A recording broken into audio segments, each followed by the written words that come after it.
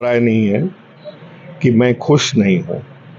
और ऐसे नाजुक मोड़ पर, ऐसे क्रूशियल समय पर और ऐसे आखिरी पल पर, क्षण पर अगर किसी को ऐसे के साथ ऐसा होगा तो अच्छा ही महसूस करेगा। और माननीय बहन जी ने जो मुझमें विश्वास जताया है आखिरी क्षण में, वो बहुत सराहनीय है और मैं उनका बहुत आभारी हूँ। और आगे जौनपुर की जनता के साथ कमर कसकर हमेशा खड़ा रहूँगा। अगला कदम आपका क्या होगा? अभी आज क्या करने वाले हैं? किस तरीके से एक नामांकन, क्या प्रक्रिया करने वाले हैं? जो नामांकन में होता है, अभी संभवतः 1 बजे के पहले मेरा वो सिंबल आ जाएगा।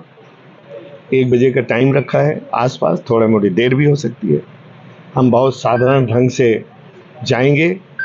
मेरे को टाइम बहुत कम मिला कि मैं बहुत फौज फाटा जुटाऊं, सैकड़ों 150 गाड़ियां, लेकिन अगर टाइम भी होता तो भी मैं नहीं जुटाता, क्योंकि मैं बहुत सरल और बहुत साधारण ढंग से अपने नॉमिनेशन को करना चाहता हूं और जौनपुर की जनता को इस बात को भी समझना चाहिए।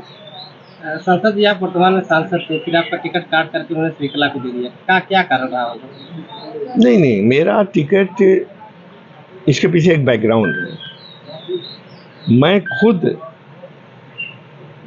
चुनाव लड़ने का इच्छुक नहीं था। आप लोगों ने अभी कुछ महीने पहले मेरा प्रेस कॉन्फ्रेंस किया था और मैंने खुलेआम सरेआम डिक्लेयर किया था कि मैं अगला चुनाव नहीं लड़ूंगा, बशर्ते कि यदि कोई आदमी मुझ पर भरोसा इतना जताए कि जोर देकर कहे कि चुनाव लड़ना है। बीच में कहीं कुछ किसी ने भरोसा दिया था, लेकिन वो भरोसे पर मैं तैयार भी हो गया था मन ही मन, और काफी अंदरूनी तैयारी भी की थी, लेकिन वो भरोसा मेरा टूट गया। क्या घटनाक्रम हुआ जो आपको एकाएक टिकट मिल गया? कैसे हुआ ये सब और क्या करते हैं? ये घटनाक्रम जानना। नहीं, घटनाक्रम की जहां तक बात है, कोई घटनाक्रम नहीं हुआ। अगर आप मुझे विश्वास करते हैं, हर बात मैं सही बोलता हूं। मैंने कहीं किसी को सिफारिश नहीं की कि मुझे टिकट दिया जाए।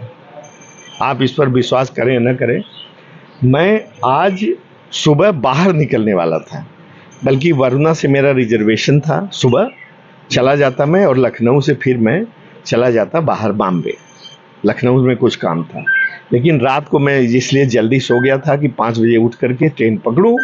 तो मुझे रात को माननीय बहन जी का टेलीफोन आया कि तुम्हें चुनाव लड़ाना चाहती हूं, तैयार हो? हमने कहा अगर आपका आदेश है तो मैं एकदम तैयार हूं। और आज मैंने आगे का प्रोग्राम अपना कैंसिल करके, ये बहुत चांस के संयोग की बात है। बसपा को बीजेपी की बी टीम कहते हैं लोग, और ऐन वक्त पे इस तरह से टिकट बदल देना, जिस तरह धनंजय सिंह आए थे, एक तरह से लग रही थी कि बीजेपी का वोट कट रहा है। आप क्या लगता है, आप भी काट पाएंगे? आप कहते हैं, लोग कहते होंगे, लेकिन मैं तो ऐसा नहीं मानता। ठीक है, बसपा पिछली बार भी मैंने जीत दर्ज की थी जौनपुर की जनता की बदौलत, सपा गठबंधन। हाँ, और देखिए, मैं कहता हूं कि इस बार भी एक ज्योतिषी की भविष्यवाणी है कि अगला एमपी, वो महीनों पहले कह दिया था कि अगला एमपी जौनपुर का आपको ही होना है, देख करके। तो मैंने कहा जब मुझे टिकट ही नहीं मिला तो मैं एमपी कैसे होऊंगा?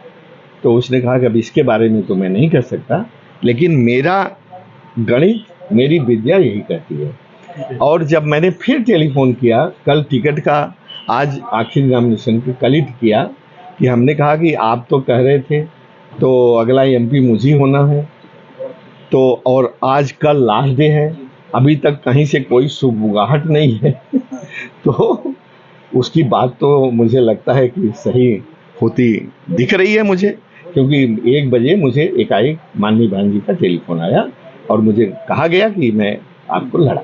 श्रीकला का टिकट कटा, कितना नफा नुकसान आपको मिल पाएगा इससे अचानक? अब इससे क्या हम असेसमेंट अभी कर पाएंगे कि उनका टिकट करने से मुझे तो लगता है कि सब लोग, मुझे तो लगता है कि सब लोग मेरे साथ ही रहेंगे। नहीं, क्या इसका भी लाभ मिलेगा? कोई बहुत जरूरी फोन है, मैं